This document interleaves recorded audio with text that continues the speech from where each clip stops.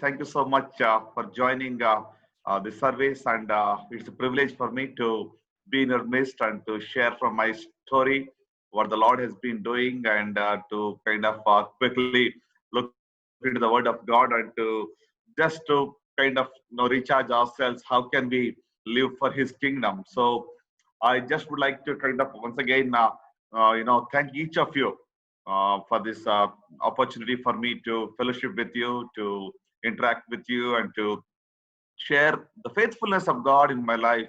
As Brother Sunil has rightly pointed out, it's not about individuals, it's all about God who works through individuals.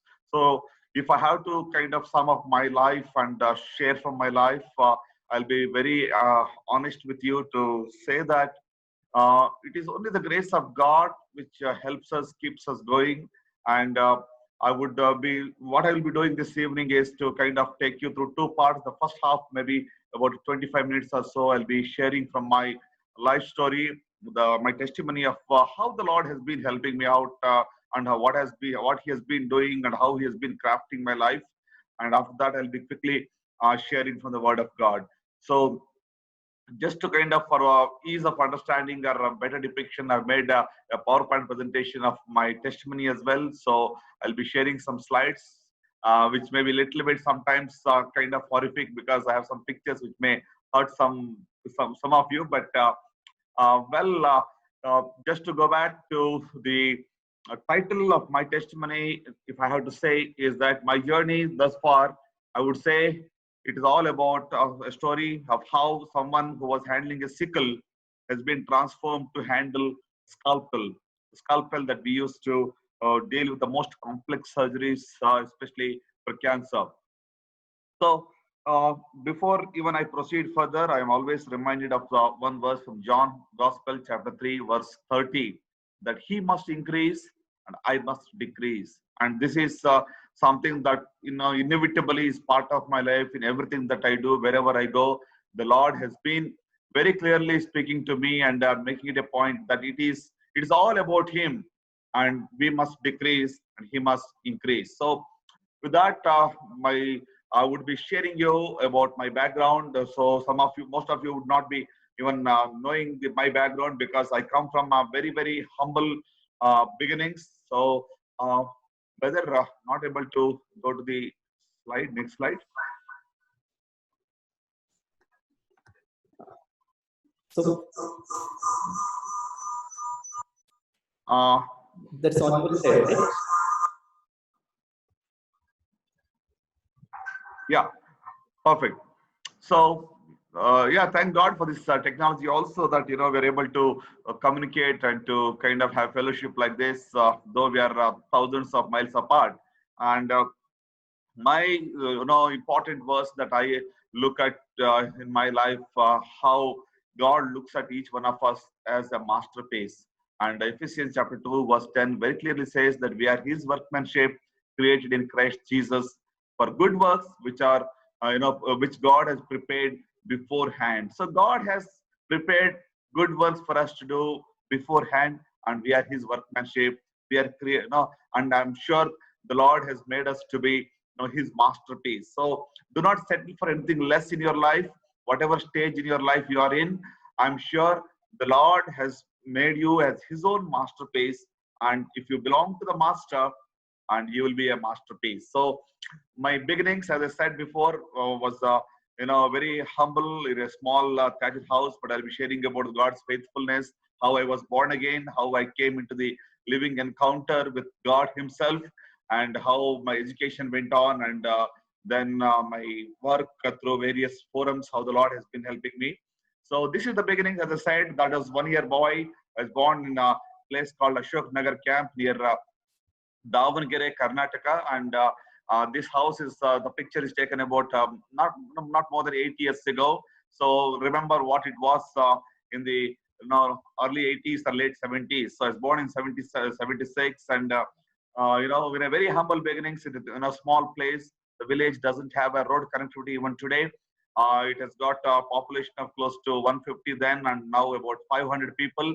So this is my daughter reading the Bible in front of my house there, uh, probably about 8 years ago, as I said. So from this, humble beginnings, God was, kind of having His own plans for my life, and He to make me what I am today. God did something really miraculous in my life. He put my mother on prayers. So God has used various people at various levels of, intervention in my life to craft me professionally as what I am today.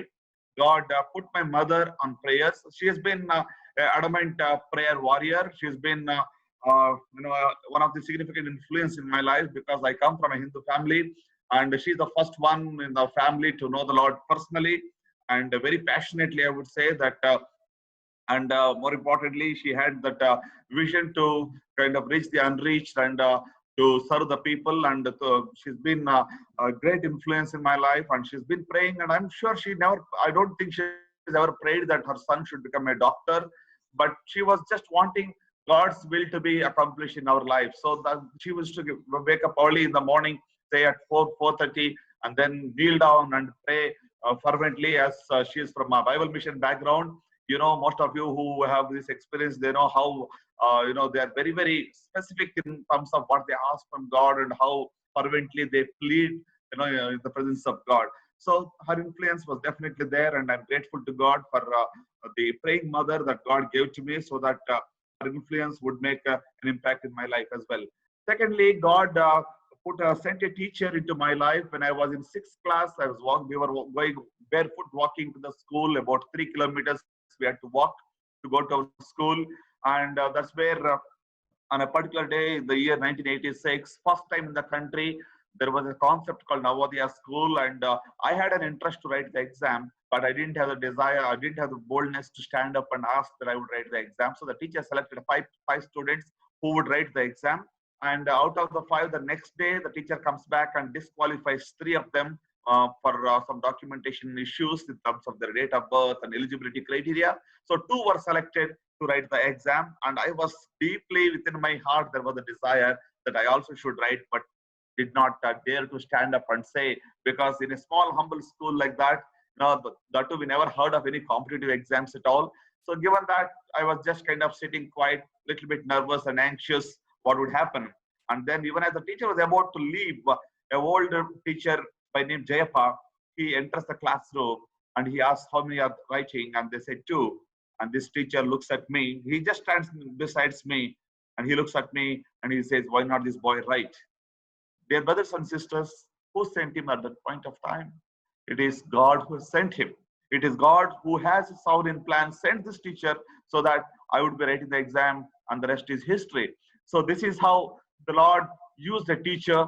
And and thirdly, God also moved the heart of the Prime Minister of the country at that point of time, Rajiv Gandhi, who started this Navodaya school, so that the village students who are poor and who do not have access to quality education should be provided the education. So that's how the Navodaya concept. So God moved heart of the Prime Minister, heart of a teacher, moved my mother to pray for me and to know the Lord personally. So this is all God's resourcing in my life. So God has mighty plans for us, and He would ensure that His purposes are fulfilled through the resourcing as well.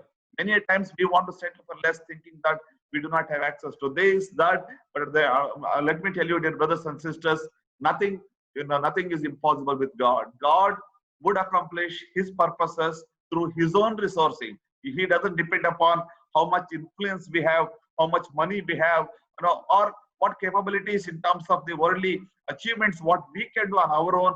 God doesn't depend on them. So that's how God did wonders in my life. And there was an article in the New York Times which says that your surgeon's childhood hobbies may affect your health, because these days everybody is hooked to the screens. So the motor skills are less, instead of working with woodwork or sewing, wherein your motor skills are better.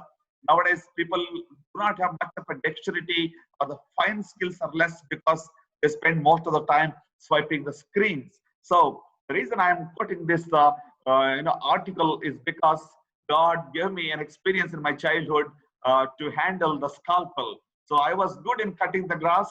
I was excellent in cutting the grass, as I say always. So in my childhood, as from the age of 8 years onwards, I was in the field grazing the cattle and cutting the grass. And it was during one of those times that I accidentally cut the front and the rear end of a cobra when I was holding a large chunk of grass, and unknowingly I cut it, and that's how I you know, in a funny way, but there is a deeper meaning to it. That's how the journey as a surgeon began at that point of time.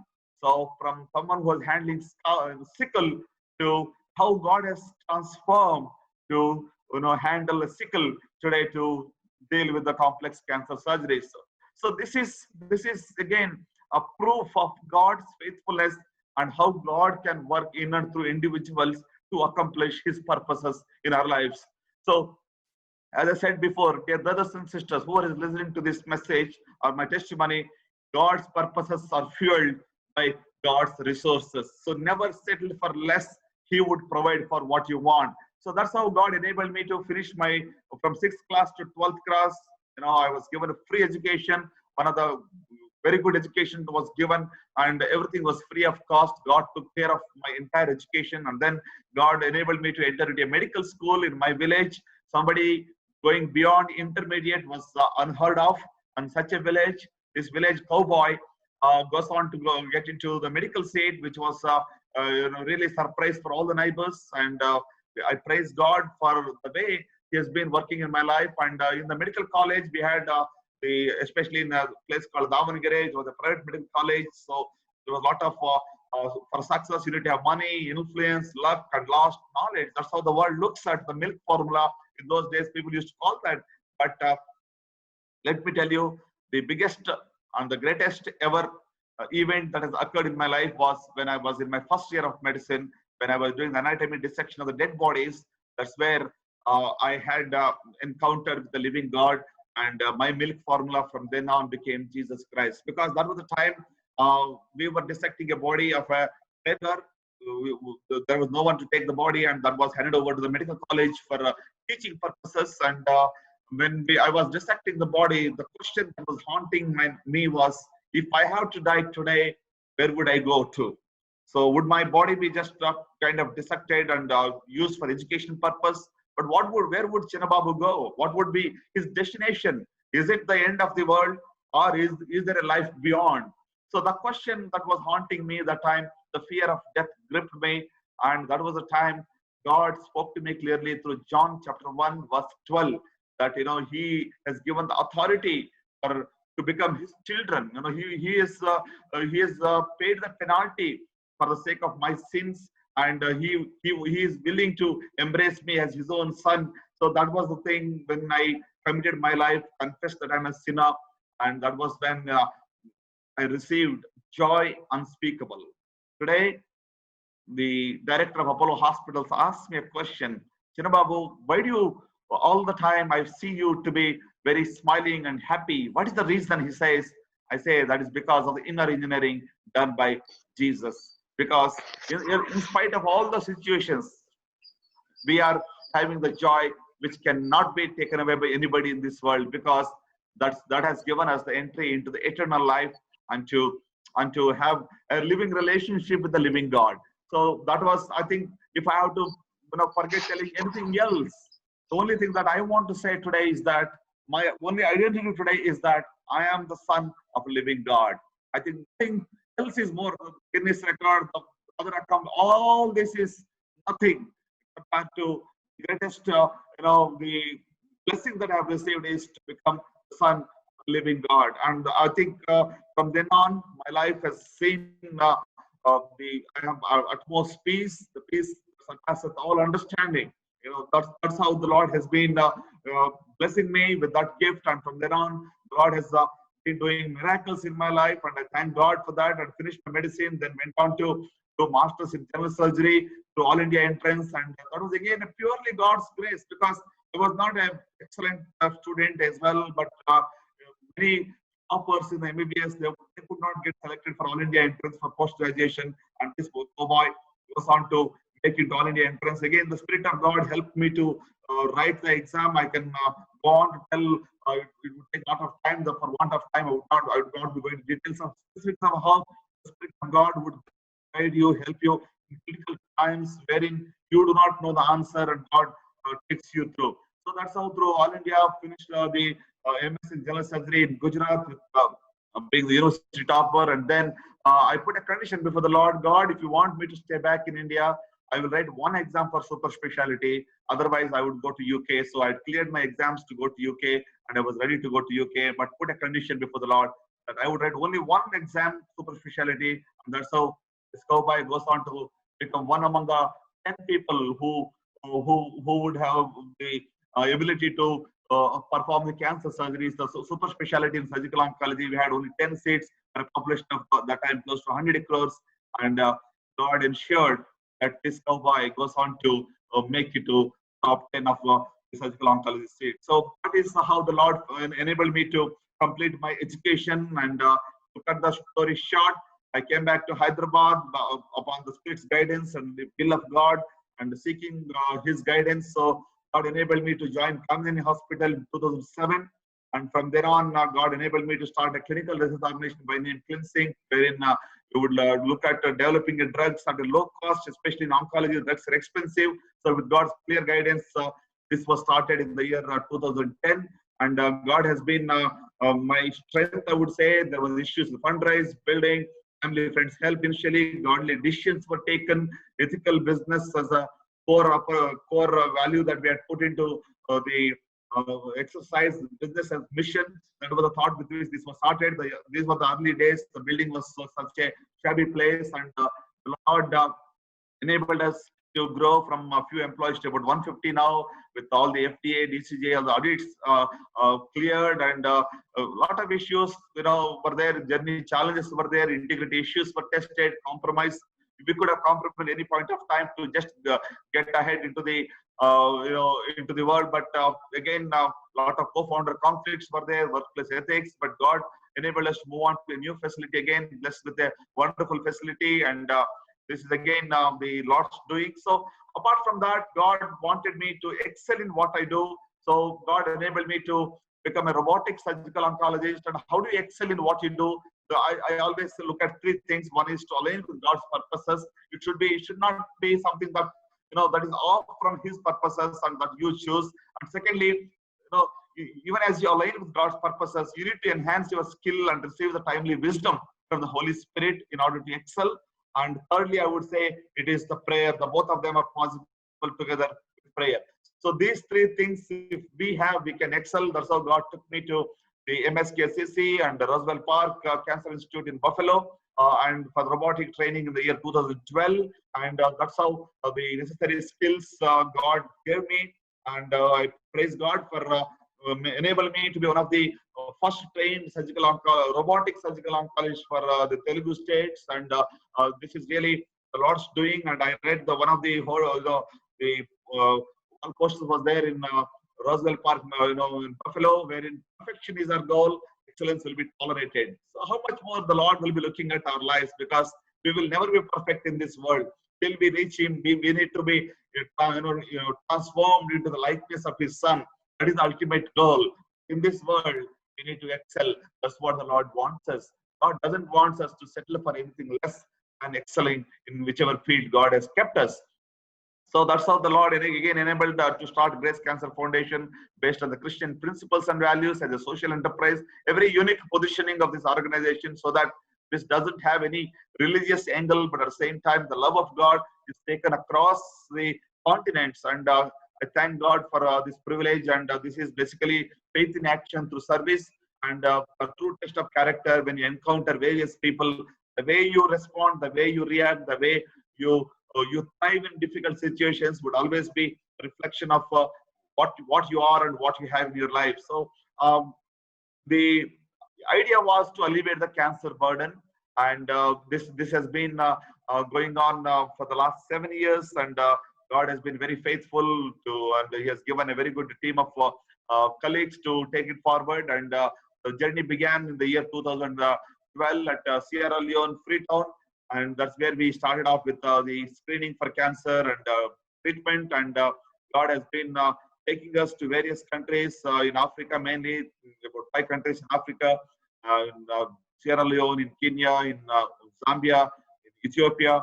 And this has been the Lord's doing. And even as all this was happening, suddenly the Lord called my mom home, and we didn't know what to do in terms of scaling up of operations. And that's when Lord gave us an open door for this mobile screening bus, wherein State Bank of India came forward and said they would donate a CSR money for a cancer research or cancer related work, and that's how the Lord gave this idea of mobile cancer screening bus.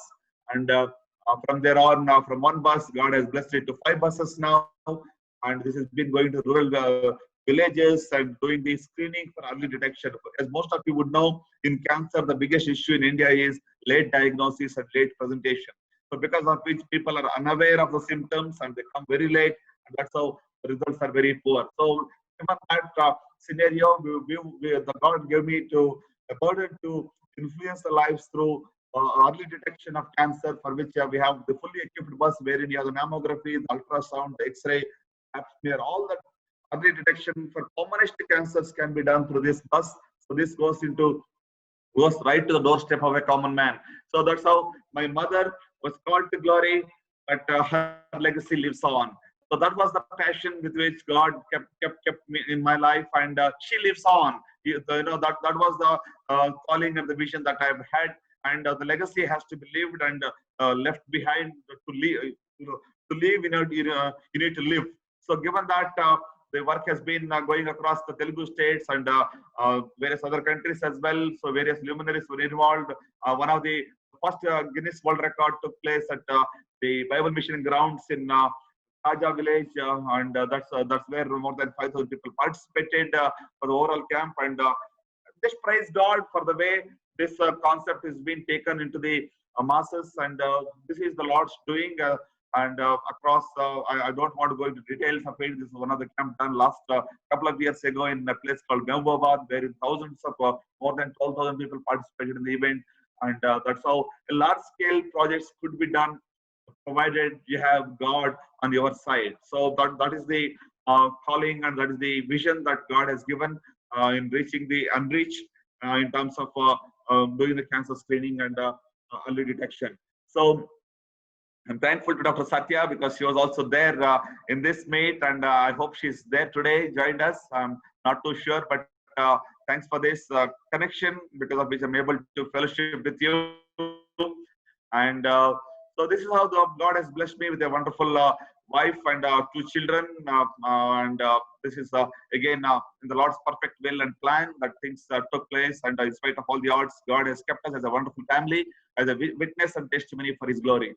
So I won't go into the numbers, because ultimately what is important is to just see how the Lord is working in our lives. God enabled us to start a cancer center in Nizamabad, again to reach the unreached, to share the love of God as a private limited company model, because we were looking at a sustainable service model wherein there is a resource to constantly equip and to serve the unreached. So that's how there was an open door, and God's perfect plan was revealed. A low-cost, high-quality cancer care within the reach of a common man was the goal. So this was the old hospital in Nizamabad with a cobalt, outdated machine and a very rudimentary stage building.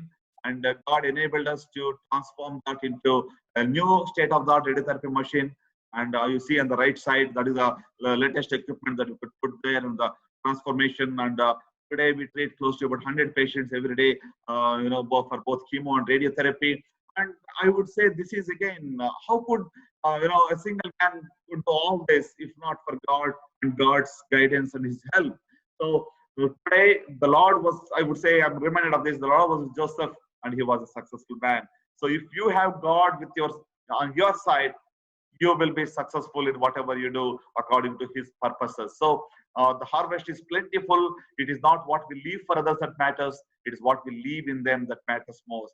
So boldly show off Christ in you. It's about leaving behind the essence of your authentic soul. So serve others by leaving behind the best and most beautiful parts of you. Today and every day, you need to create your legacy. That's what the Lord wants in and through our lives. So in conclusion, God wants us to be a witness in the marketplace, and that is the next big thing happening in this century.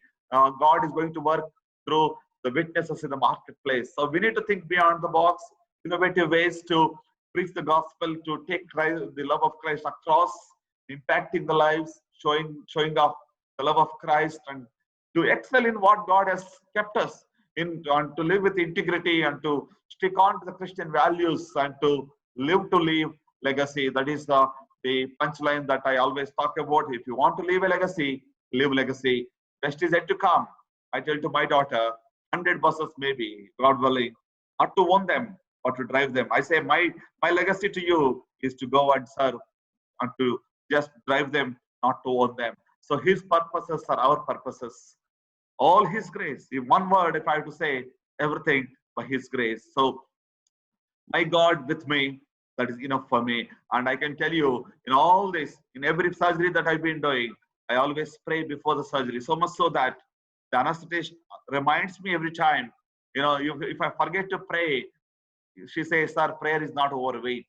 Suppose if I come late and my assistant would start the surgery, we are reminded by our anesthetist. That is the kind of the system with which God has been guiding us and leading us. And I know the power of prayer in everything that I do in terms of even the surgeries that we do, been experiencing great grace through prayers. And I can go on sharing so many stories in how through prayers, lives which were almost lost were saved, complicated surgeries could be salvaged.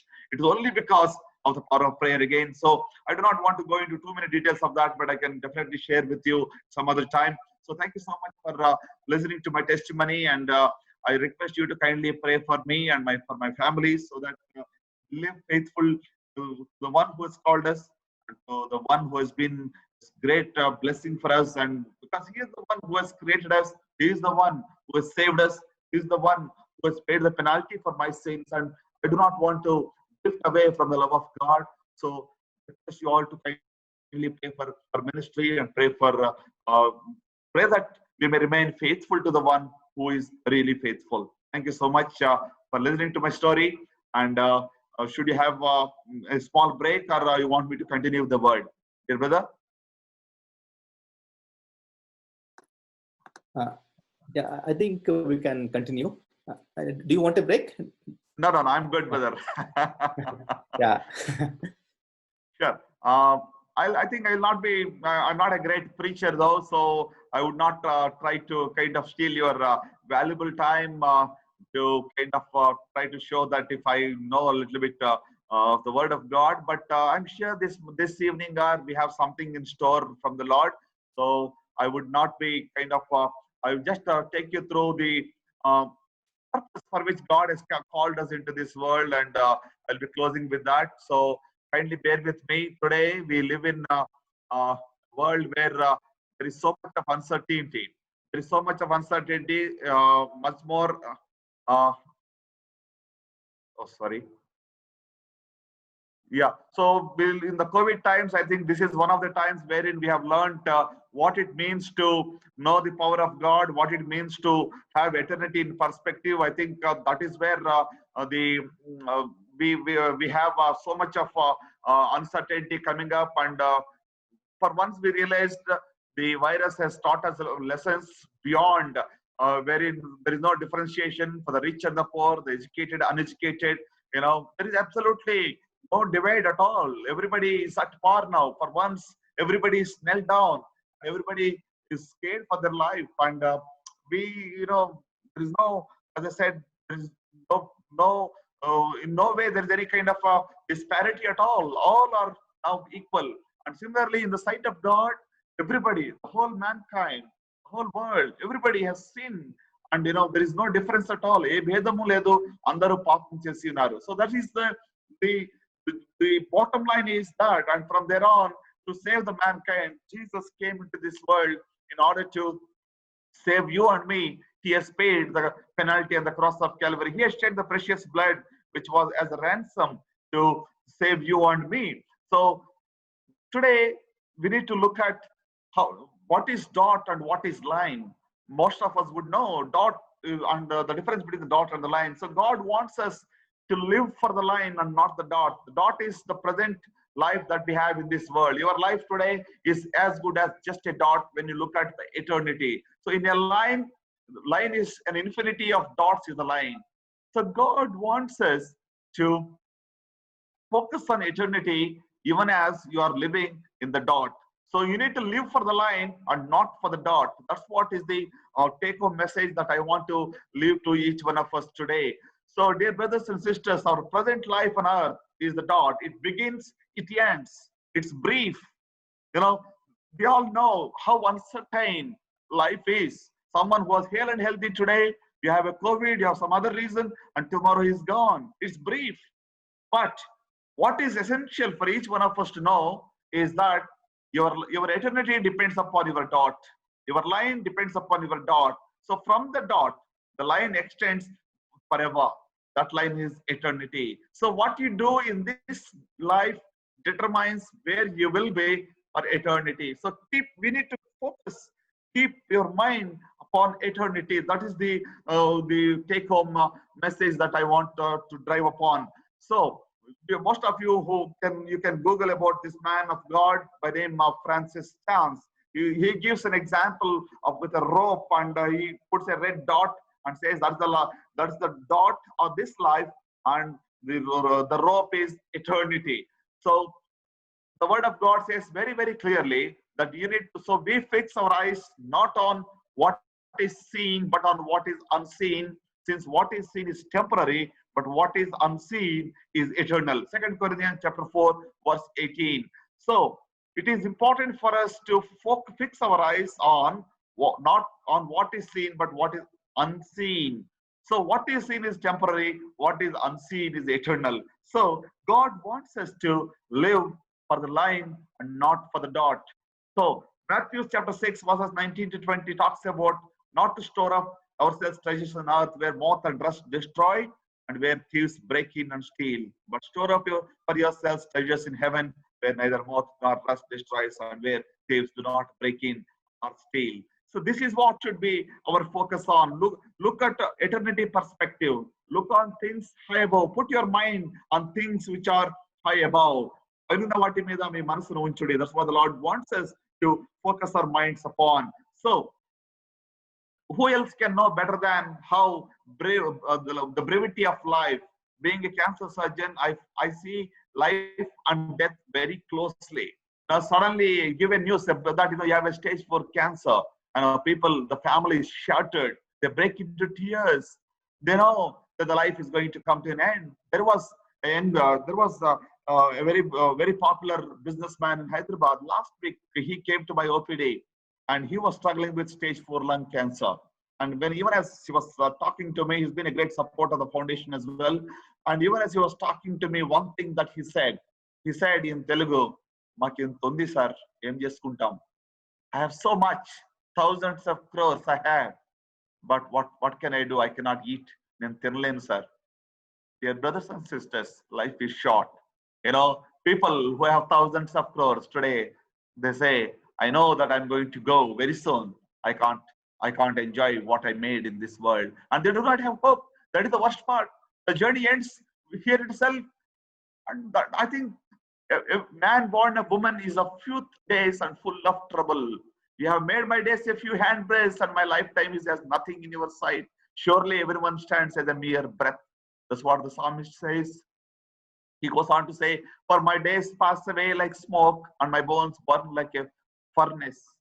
In 1 Peter 1:24, for all flesh is like grass, and all its glory like the flower of grass. The grass withers, and the flower falls. So life is very short, dear brothers and sisters. It is important for us to make a commitment today to live for the line. To make a choice today that you and I would live for the line for the rest of our life and not for the dot. So death comes unexpected. Do not boast about tomorrow, for you do not know what a day may bring. Proverbs 27:1. He said, see, I am old. I do not know the day of my death. Genesis 27:2. So there is so much of uncertainty. We do not know when we are going to leave this world. And I remember the fear of death was one thing which made me to seek for the living God and to relate to him and to get connected with him. There was an article in Times about 20 years ago on a new clock which somebody made, which was called as Dead Ahead. So the world, they were predicting the demise of others since 2006. This was sold for about $100, wherein you need to enter your age and your date of birth and if you are a male or a female. For males, they put as 75 years as the average life, and for females, they put 80 years as the average life. And this clock would tell you, each day, how many more days you have left in this world. So when man wants to predict the number of days, it is so funny and ironical that we don't know when we are going to leave this world. And given the brevity of life, we need to make most of the time. We have limited, we need to make the most of every opportunity that God gives us, because the days are evil. Since each day may be our last, this should cause us to make the most of the time that we have to live for His glory, to bring honor to His name, for the expansion of His kingdom, to take the love of Christ across, to know Him more personally, be more transformed into the likeness of His beloved Son. So we are the aroma of Christ to God among those who are being saved and among those who are perishing. Are you the aroma of Christ in this lost world? In this broken world, God wants us to be the aroma of Christ, so that in and through you, in and through us, He may be manifested. So God wants to have heaven on our mind. C.S. Lewis said like this: it is since Christians have largely ceased to think of the other world that they have become so ineffective in this.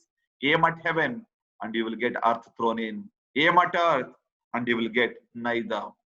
This helps us to focus on the line and not on the dot itself.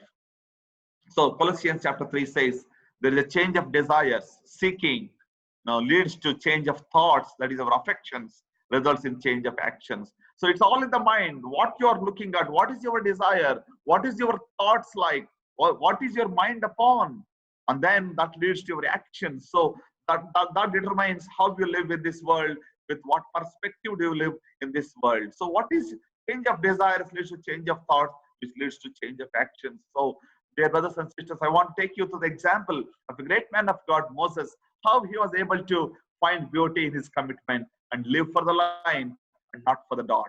Just quickly looking at his life, I'll be wrapping up without taking much of time. So he answered about 4 fundamental questions in his life. So sorry for the spelling mistake. The first question is, who am I? There was a big issue in his life that he needed to decide who he was. What was his identity? Is he Jewish? Or he refused to be called the son of Pharaoh's daughter.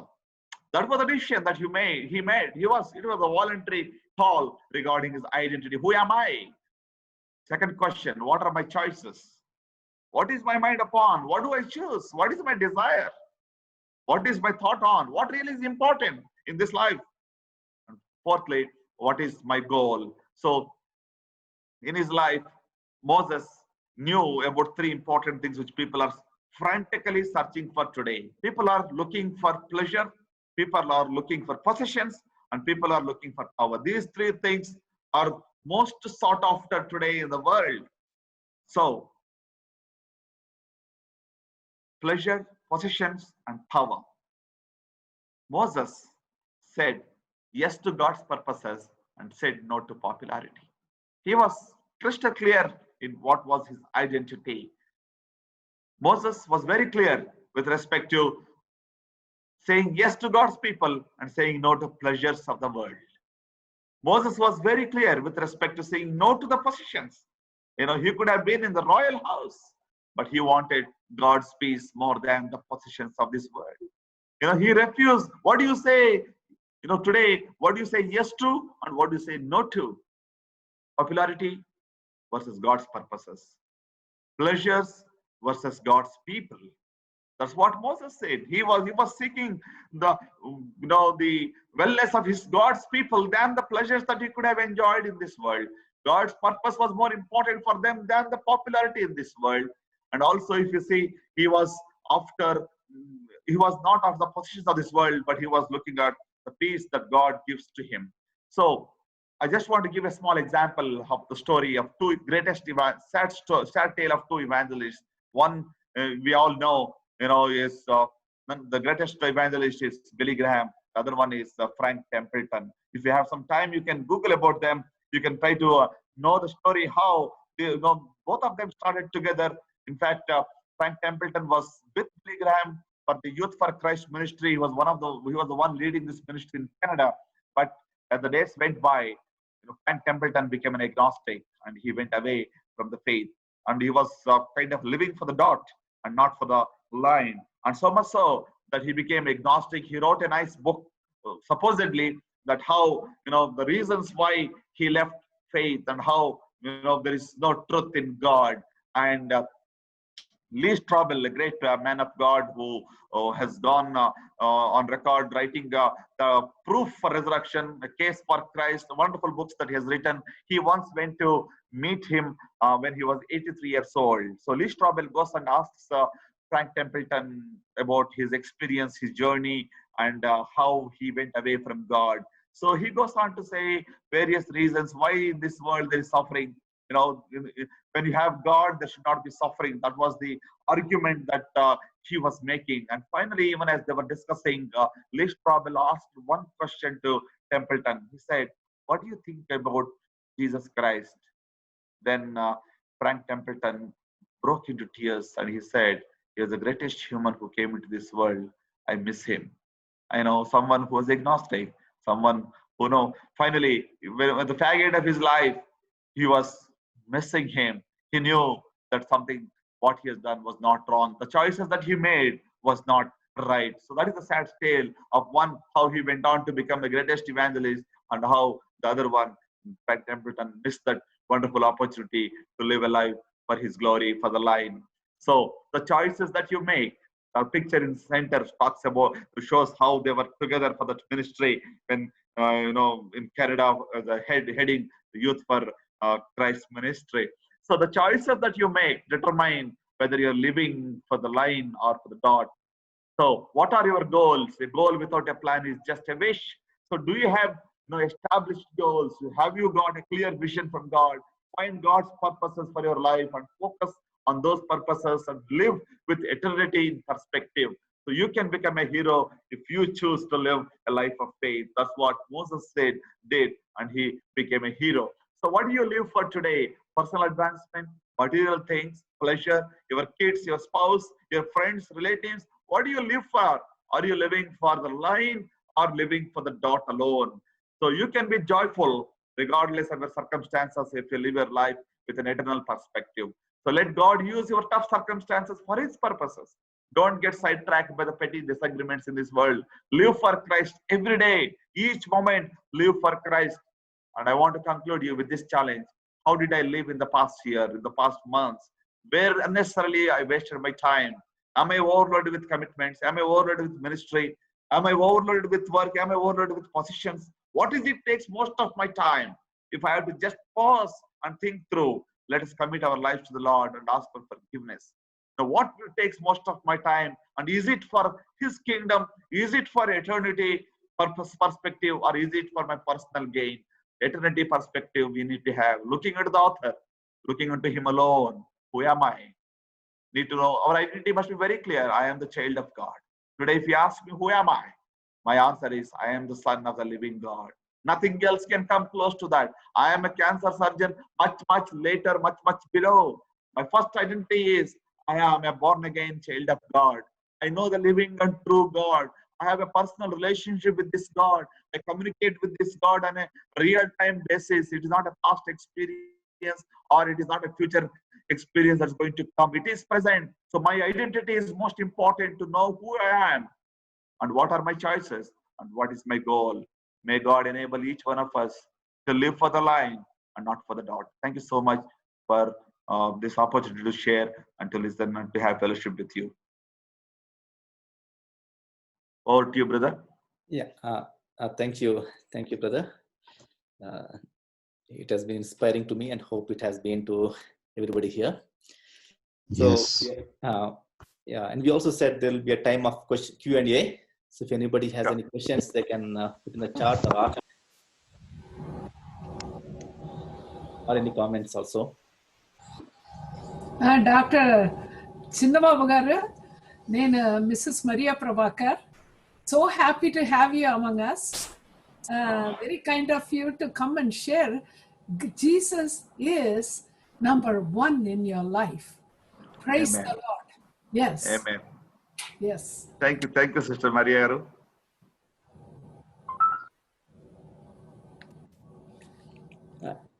Actually, we do have a couple of questions from Facebook.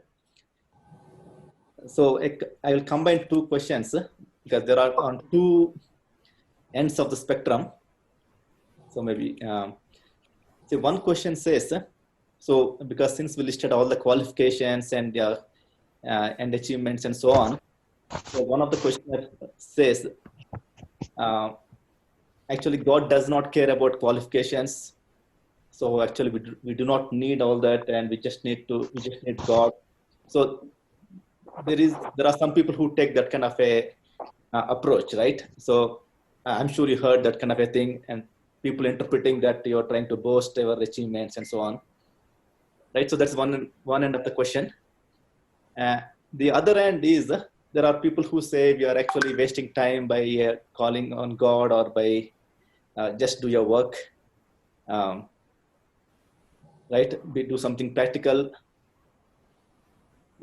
So why to keep talking about God? So there are a couple of questions I combined. So what do you think about those two questions? Certainly, I think, say one thing, God can work through anybody. If God can transform the life of a cowboy like me, God can use anybody. And, God doesn't base our identity based upon our qualifications. Actually, it is God who equips us, who provides us. And in that sense, if you see from the word of God, God did not, his disciples were just ordinary fishermen who were not really greatly educated, nor who were, highly accomplished in the world. But again, God also took hold of somebody like Paul, who was the most accomplished in his times in terms of, his abilities, in terms of his education, in terms of his, upbringing and all that. So God has a unique ways, and for God, it is not important of what qualifications we have, but to accomplish his purposes, God can qualify us, God can equip us, God can provide us all that is necessary to accomplish his purposes. So I think the first part of the question is, it is not about what we are, it is only our availability that is most important. And if we are available, God wants us to excel in that. God wants us to be his masterpiece. God wants us not to settle for anything less or a mediocre. So there is no excuse to say that, okay, I belong to God, I belong to the line, so I don't have to worry about what I do in the God. I just want to pray. I want to settle for less. No, that's not practical too. So we need to excel in what we do. Through that, we need to showcase Christ to the world. So that is my take with respect to the first part of the question that you said. The second part is, it is not just about the work that you do, but the work is done by whom or for whom. So I think there should be some end result. See, the minute we do any work, is it with what intention are we doing it? There should be some motive, there should be some goal. So here, doing that makes us no different than anybody else who is doing a social service in the world. So we are purchased by the precious blood of Christ. We are a different sect altogether, and God is in control of our lives, and we are working to please him alone. And we need to be the aroma of Christ in this world. So in that sense, we need inner through our work. Yes, marketplace witness is the most important thing in the present century. In the present world, gone are those days of preaching, John 3:16 for people to be born again. But today, the Lord would be working in and through marketplace witnesses, wherein the real-time power of God is seen in the lives of his witnesses. So in that sense, I would say that through your work, through your deeds, we will be able to manifest Christ. Yes. Do you have a question, brother? I just want to say thank you to Dr. Chinnababu Garu. I just really like the humility and all the things God has been doing through him, and the word he brought to us today. It was in his life, and the message was really inspiring. And just want to thank you, Dr. Chinnababu Garu. Thank you so much, brother. Praise God. God bless you, brother. Yeah, there is one more question. So it's the Grace Cancer Foundation. It says you touched 6 million lives across 5 continents and 10 countries. So how did you pull that off. I mean, see, so what does it take to make that happen? Because some of us struggle to start even a small business and do something, but reaching 6 million across 5 continents and 6 countries. So how did you do it? I mean, specifically in your Honestly speaking, it is not I again. So it is Christ in me who's enabled me to do this, and all glory to God, because it is definitely, it is a Herculean task, no doubt, but with God, nothing is impossible. And I mean, we just committed with the one clear goal of taking the love of Christ across, and with that single motive, it is not for any, because nowadays, whenever we do a big cancer screening camp, people do ask, what is the motive? Last month, we inaugurated the country's first mobile COVID ICU for the COVID-related thing. So the question that comes to people's mind is, why are you doing this? The why comes into their mind. So they think that, are we looking at a political ambition? The first question that comes to their mind is it trying for aspiring to become a, to look at some kind of a gain through this? So the world is always calculates in that sense. So, but for us, we know our end result is not here.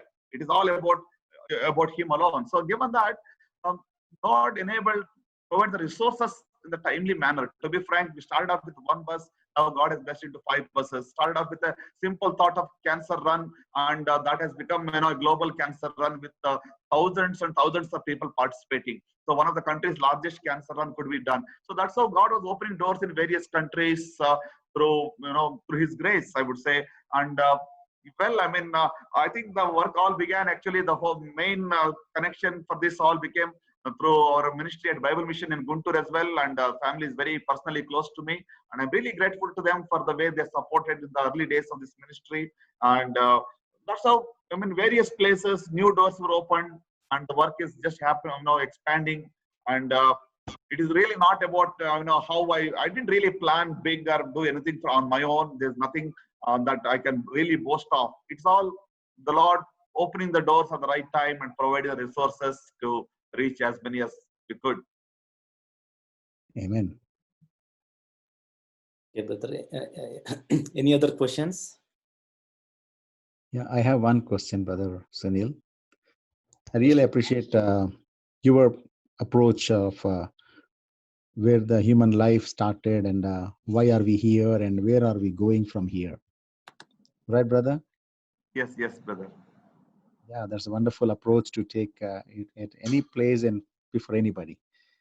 And a question I have is, what made you to choose Nizamabad as your place to establish your work? Like, because you are from Devanagari and you study somewhere and you working in Hyderabad, you establish your work in Nizamabad. Can I know something about what made you to choose Nizamabad? Thank you. Sure.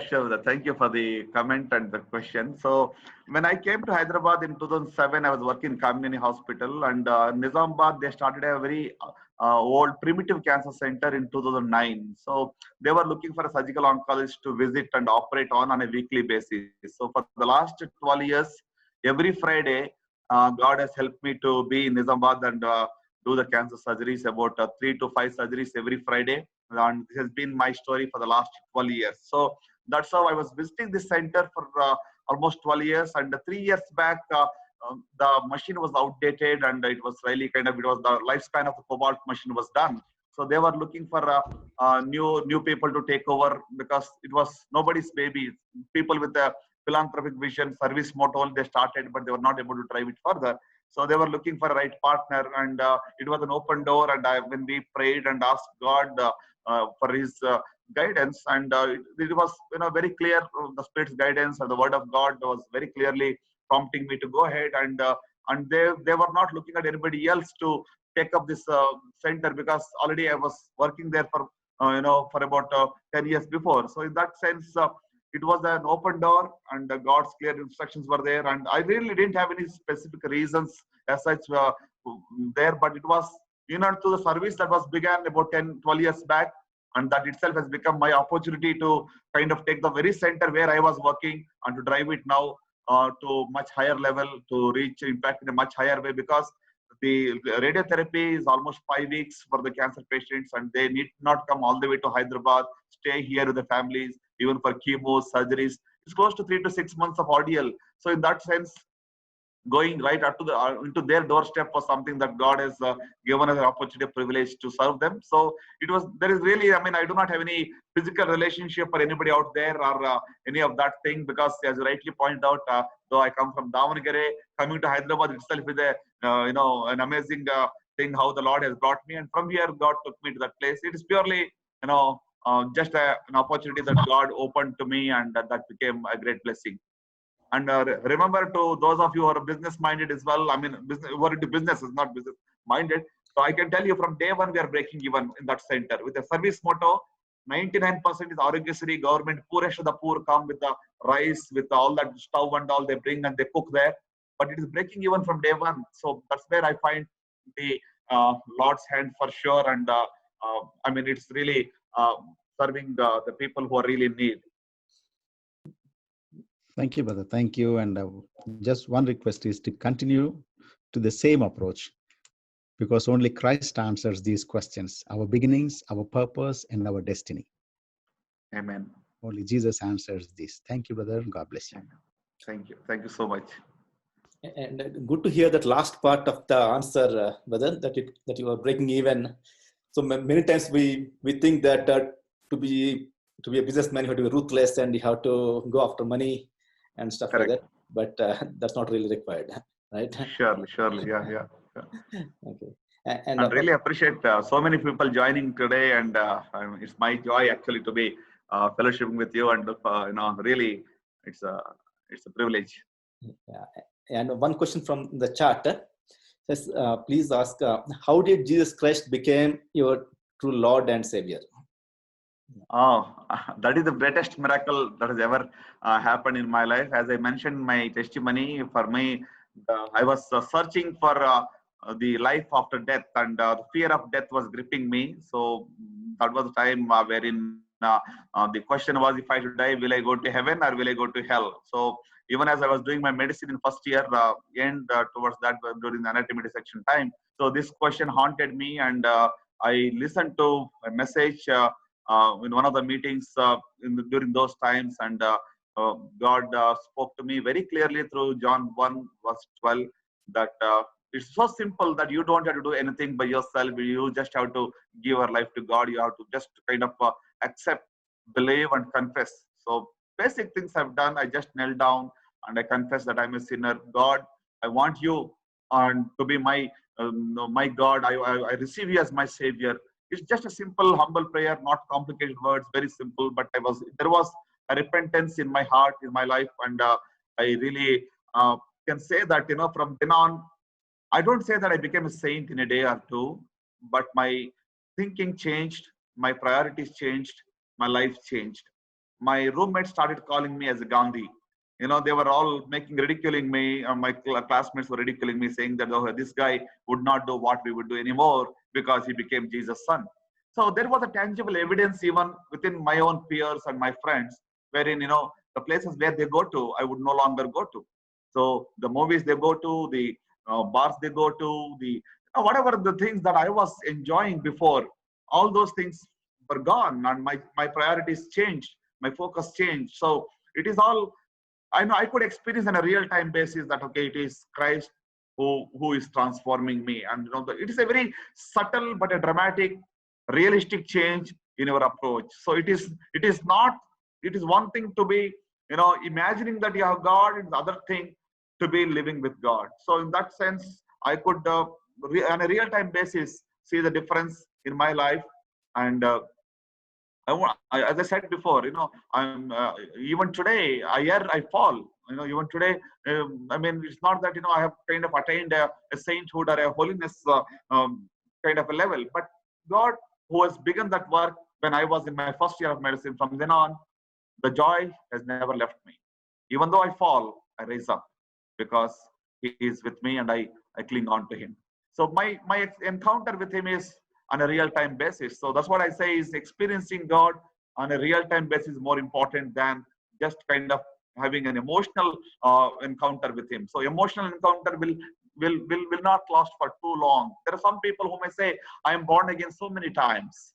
I just, kind of say, I'm so sorry, God, forgive me. Next day, again, the same thing keeps on happening. It is not that, again, those who are really born again will never err. I'm not talking about that. But I'm saying that, when you are truly, genuinely born again, there is the power of God working in you as well. And there is a transformation. There is a change. There is a progress. You're not static. So in the Christian faith, I would say that you can't say that, okay, I am static, I'm as is varies. You either grow or you fall. So it's a continuous, it's a dynamic thing. So in that sense, Christ entered into my life, and from there on, I would say it is history.